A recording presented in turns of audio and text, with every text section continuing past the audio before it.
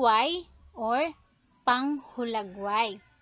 Pungway or panghulagway kung sa English, adjectives. Adjectives. Pungway or punghulagway, unsa man ni sila? Mao kini ang mga pulong nga mahimong gamiton sa paghulagway. Mga pulong nga mahimong gamiton sa paghulagway. Aduna kita dinhi hulagway sa ice cream. Unsa kahay imong ikasulti sa ice cream?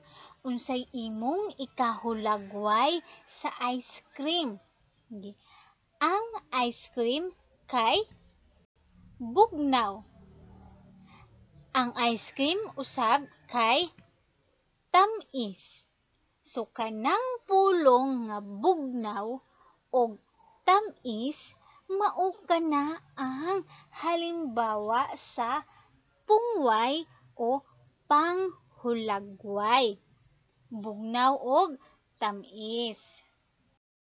Sunod, aduna kita dinhi agianan o ang agianan kay lapad.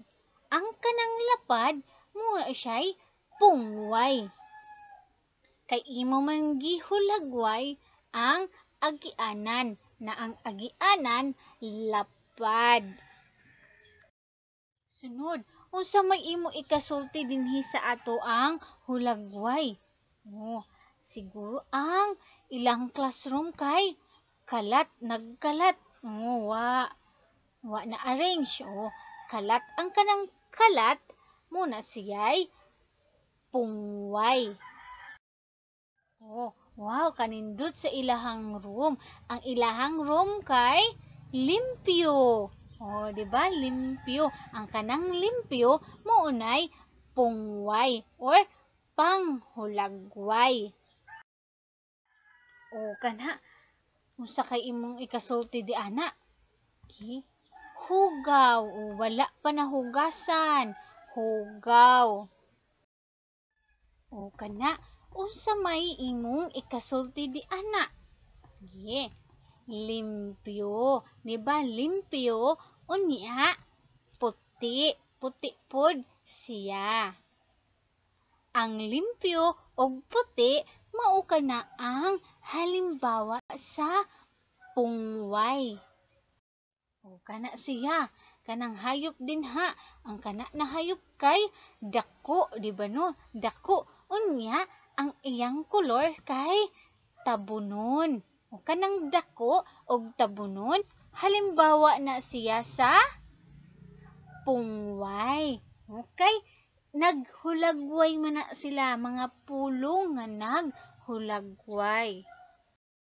Kana, sapatos. Unsa may imong ikasulti sa sapatos? Ang sapatos kay daan. Kanang daan, naghulagway na siya sa sapatos. Makasabot na kana, ang sapatos kay daan. Unya, itom. Ang sapatos pud kay itom. Ang daan ug ang itom, halimbawa na sila sa pungway. Very good. Sunod na atangan ni sapatos gihapon. Unsa may imong ikahulagway sa sapatos? Unsay imong ikasulti sa sapatos? Ang sapatos kay bag-o. Diba no? Bag-o ang sapatos. Unya, kolor limba. Ang bag-o o limba, naghulagway kana sila sa sapatos. Ang tawag sa pulong nga naghulagway, pungway or panghulagway. Sunod ang kanang iyahang buhok. Ang iyahang buhok kay mubo. Unya, color. Unsa may color be? Color itom. Ang kanang mubo ug itom, naghulagway sila sa buhok. Diba? Panghulagway or pungway na sila. Sige. ang buhok gihapon. Unsa may imong ikasulti sa buhok? Unsay imong ikahulagway sa iyahang buhok?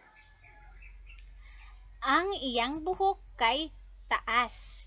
Unya, kolor itom. Diba? Ang taas ug itom, unsay tawag ana? Pulong nga naghulagway or pungway. Singsing. Unsay imong ikasulti sa singsing? Ang singsing kay lingin. Di ba? Lingin. Ang kanang lingin, pungway. Kana, kalayo. Unsa may imong ikasulti sa kalayo? Hindi daw. Ang kalayo kay init. Di ba? Init ang kalayo. Ang kanang init, naghulagway siya sa kalayo. Ang tawag ana, pungway.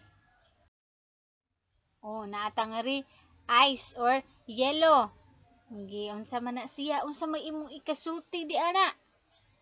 Ang ice kay bugnaw. Di ba no? Bugnaw ang ice. Sunod ang ampalaya. Unsa kahay imong ikahulagway sa ampalaya? Kinsay nakatilaw na og ampalaya? Unsa may lasa sa ampalaya? Ang ampalaya kay pait. Ang pait, pungway na siya. Kay ang pait, pulong nga naghulagway sa ampalaya. Sige, unsa pay laing imong ikahulagway sa ampalaya? Ang ampalaya kay kolor lunhaw. Ang lunhaw pod, pungway gihapon na siya kay naghulagway man siya sa ampalaya. Kini siya unsa may imong ikasulti ani niya? Ang bata kay tambok, poryabuyag. Tambok.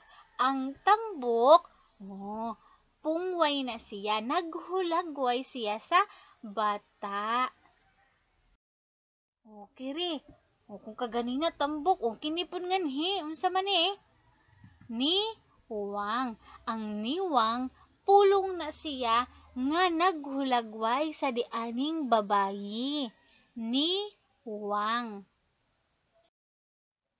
Kiri, ugoy.